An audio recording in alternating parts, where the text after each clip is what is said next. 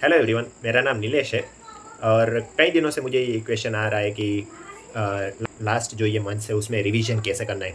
आज के वीडियो में हम देखेंगे कि किस तरह से रिवीजन कर सकते हैं और क्या रिवाइज करना चाहिए। अब रिवीजन का कोई फिक्स टाइम नहीं होता है, हर रोज़ आपको रिवाइज करना पड़ेगा। अब जब भी पढ़ने बैठते हैं, जब सुबह जैसे आपने पढ़ना स्टार्ट किया है, आपने फर्स्ट टॉपिक जैसे पढ़ने स्टार्ट किया, तो उससे पहले आपको कल आपने क्या पढ़ा था वो आपको पढ़ना पड़ेगा। अगर आपने कल का भी पढ़ा हुआ है तो आपको देखना पड़ेगा कि आपने परसों भी क्या पढ़ा है। इस तरह से आप रेट्रोग्रेड वे में रिवीजन करना पड़ेगा। There is nothing like proper time of revision, perfect time of revision, ऐसा कुछ नहीं होता है।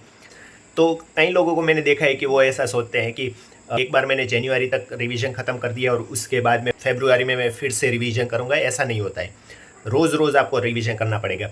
तो आज जैसे आपने 1 घंटा पढ़ा, फिर आपको 10 मिनट या 5 मिनट रिवीजन कर लेना है, वो जो पढ़ा है तभी के तभी। ये ग्राफ को आप देखें तो आपको पता चलेगा कि अगर आपने 10 मिनट के बाद भी अगर रिवाइज नहीं किया है तो वो चीज़ें तुरंत ही आपकी डिक्लाइन हो जाती है। तो की ये है कि तुरंत ही रिवाइज करना है। आपने जब तुरंत उस चीज़ को रिवाइज कर दिया तो वो लॉन्ग टर्म में चली जाती है। फिर आपको 1 दिन के बाद फिर से उसको देखना है, फिर 1 वीक के बाद, और उसके बाद 1 मंथ के बाद आप देख सकते हैं।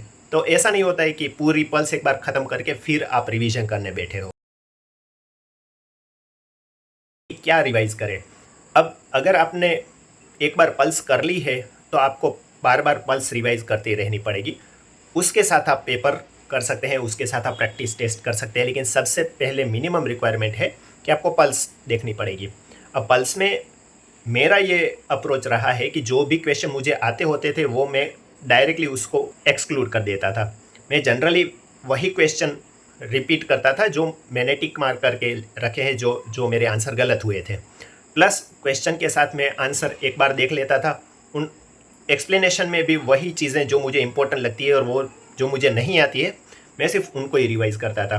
देखिए, आपको ये डायलेमा रहेगा कि अभी तो मुझे ये क्वेश्चन आ गया, लेकिन क्या पता मुझे बाद में ये क्वेश्चन नहीं आएगा। तो इतना ट्रस्ट रखिए अपने ऊपर कि आपको वो चीज़ें याद आ ही जाएगी, क्योंकि बार बार अगर आप पूरा वही के वही सारे क्वेश्चन करने बैठोगे तो आपके पास टाइम ही नहीं रहेगा। अब रिवीजन करने की 2 टेक्निक्स होती है, रिवीजन और दूसरा है रिकॉल। अब जैसे आपने रिवीजन कर लिया तो तब तो आप क्या करते हो, चीज़ें देखते हो, बार बार वही चीज़ें पढ़ते हो, लेकिन सिर्फ पढ़ने से चीज़ें आपको ऐसा फील आएगा कि मुझे याद हो गई हैं चीज़ें, लेकिन जनरली याद नहीं होती है। उसके लिए आपको रिकॉल करना पड़ेगा।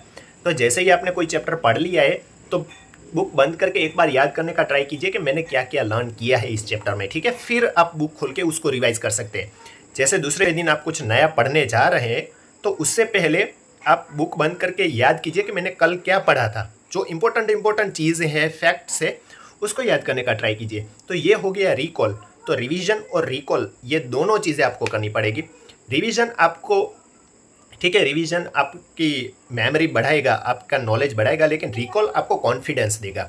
तो कई बार स्टूडेंट्स को ये लगता है कि मुझे कुछ याद नहीं है, तो ऐसे टाइम पे आपको रिकॉल की प्रैक्टिस ज़्यादा करनी पड़ेगी, बिकॉज रिकॉल आपको आपको कॉन्फिडेंस देता है। और लास्ट तक ये स्टूडेंट्स को ये डर रहता है, ये फियर रहता है कि मुझे याद नहीं आ रहा है। एग्ज़ाम के दिन तक आपको ऐसा लगता रहेगा कि मुझे याद नहीं आ रहा है, लेकिन चिंता मत कीजिए, आपने 4 से 5 बार रिवाइज़ किया है तो आपको वो चीज़ याद तो आ ही जाएगी। बस आपको कॉन्फिडेंस नहीं है, बिकॉज आप वो रिकॉल नहीं कर पा रहे। तो अगर आपको कॉन्फिडेंस बढ़ाना है तो आपको रिकॉल की प्रैक्टिस बढ़ानी पड़ेगी।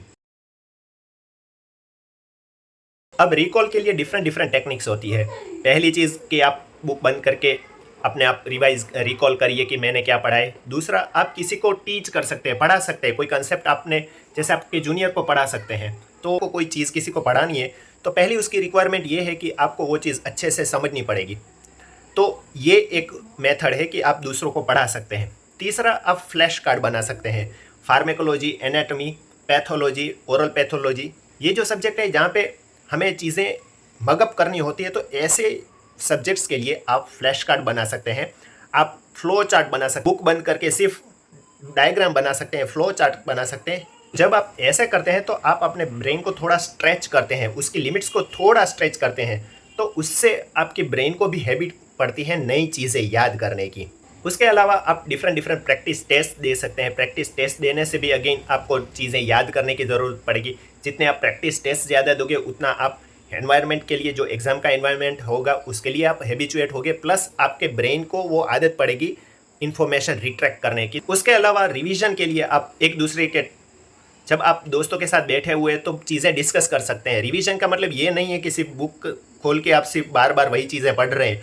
जब आप ग्रुप में बैठे हैं तो सबके साथ आप जब डिस्कस करते हैं कोई फैक्ट, कोई टॉपिक, तो भी आपका रिवीजन हो जाता है। और ये बेस्ट वे है कई सारे बड़े टॉपिक्स को एक साथ पढ़ने का, कि आप टॉपिक डिवाइड कर सकते हैं, सब लोग अपने आप पढ़ सकते हैं और कुछ डिस्कस कर सकते हैं। अगर आप ग्रुप में रह रहे हैं तो ग्रुप स्टडी कर सकते हैं और रिवाइज भी कर सकते हैं। अगर आपकी विजुअल मेमोरी अच्छी है, अगर आपको लगता है कि आप मल्टीमीडिया यूज़ करके आपको ज़्यादा अच्छा रहता है पढ़ना, तो ये मेरा भी अप्रोच ये रहा है कि मैं जब कहीं बाहर होता था, कहीं जैसे कहीं लाइन पे बैठे हैं, कहीं खाने के लिए वेट कर रहे हैं, तो उस टाइम पे अगर आपके पास फ़ोन में, मैं जनरली फ़ोन में स्क्रीनशॉट सेव करके रखता था। जब मैंने कोई टॉपिक पढ़ा है, अगर मुझे ये लगता है कि ये मुझे याद नहीं रहेगा, तो मैं इसके रिलेटेड गूगल में कोई इमेज देख लेता था और उसके डाउनलोड कर लेता था।